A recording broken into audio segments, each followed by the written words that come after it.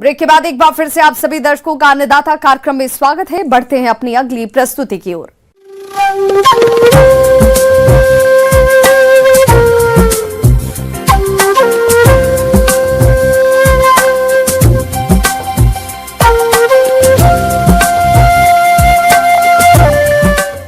मौसम के अनुसार प्रबंधनों पर ही टिकी है आपकी खेतीबाड़ी और इसलिए मौसम पूर्वानुमान और उस पर आधारित साप्ताहिक कृषि सलाह इस प्रकार है।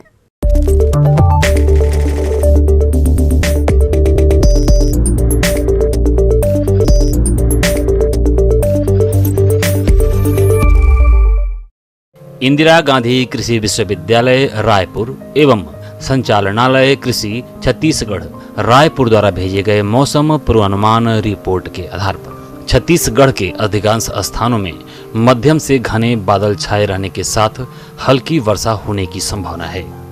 ऐसे में इन क्षेत्रों के किसान भाइयों को सलाह दी जाती है कि धान की 35 से 40 दिन की फसल जिसमें कंसे निकलने की अवस्था चल रही हो, वहां यूरिया की दूसरी मात्रा 40 किलोग्राम मात्रा प्रति हेक्टेयर की दर से छिड़काव करें, जिससे कंसे की स्थिति में सुधार आएगा। धान की 50 से 60 दिन की फसल में हाथ से निराई गुड़ाई का कार्य करें। जिन किसान भाइयों के खेतों में धान की फसल में कंसे निकल रहे हैं, उन्हें सलाह दी जाती है कि यूरिया की तीसरी 40 किलोग्राम मात्रा प्रति हेक्टेयर की दर से छिड़काव करें, जिससे कंसे की स्थिति में सुधार आएगा।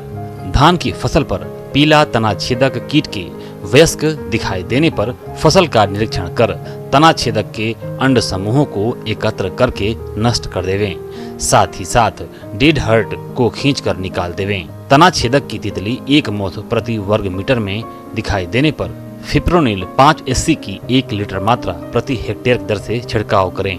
पत्ती मोड़क कीट 1 से 2 पत्ती प्रति पौधा होने पर फिप्रोनिल 5 SC की 800 मिलीलीटर मात्रा प्रति हेक्टेयर की दर से छिड़काव करें। धान की फसल में रोग के प्रारंभिक अवस्था में निचली पत्ती पर हल्के बैंगनी रंग के धब्बे पड़ते हैं, जो धीरे धीरे बढ़कर आंख या नाव के समान बीच में चौड़े एवं किनारों में सक्रिय हो जाते हैं। इन धब्बों के बीच का रंग हल्के भूरे रंग का होता है।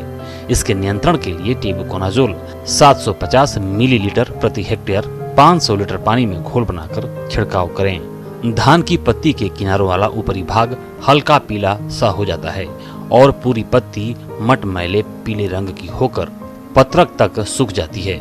रोग के लक्षण दिखाई देने पर यदि पानी उपलब्ध हो तो खेत से पानी निकालकर 3 से 4 दिन तक खुला रखें और 25 किलोग्राम पोटास प्रति हेक्टेयर की दर से छिड़काव करें।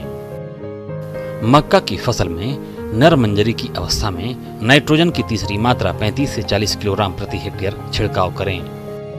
उड़द और मूंग की फसल में फली पक जाने पर पहली तुड़ाई का कार्य करें। जून में रोपित मुनगे की फसल एवं पिछले वर्ष रोपित आम के पौधों में सदाई के लिए काट छांट करें। पपीते में फल झड़ने की समस्या को रोकने के लिए 20 ppm की दर से नेप्थलीन एसिटिक एसिड का छिड़काव करें। मुर्गी घरों में गीले बिछावन को तुरंत हटा दें और नया और सूखा बिछावन डालें। खूनी दस्त से बचाव के लिए 30 ग्राम बर्मिक्स पाउडर पानी में मिलाकर 3 से 5 दिनों तक पिलाएं। किसानों को डेयरी पशुओं के बछड़ों को कृमिनाशक दवा देने की सलाह दी जाती है। पशुशाला में पशुओं को मच्छरों एवं अन्य कीटों से बचाव के लिए गीला कूड़ा कचरा जलाकर धुआं करें। सिंचित क्षेत्रों में पशुओं को खिलाने के लिए सितंबर के अंतिम सप्ताह में बरसीम चारा लगाने की तैयारी करें। सितंबर माह में बकरियों भेड़ों को एंट्रोटॉक्सीमिया नामक बीमारी का टीका अवश्य लगाएं। बढ़ते मेमनों को 6 से 10 सप्ताह की उम्र में इस बीमारी का टीका लगवाएं।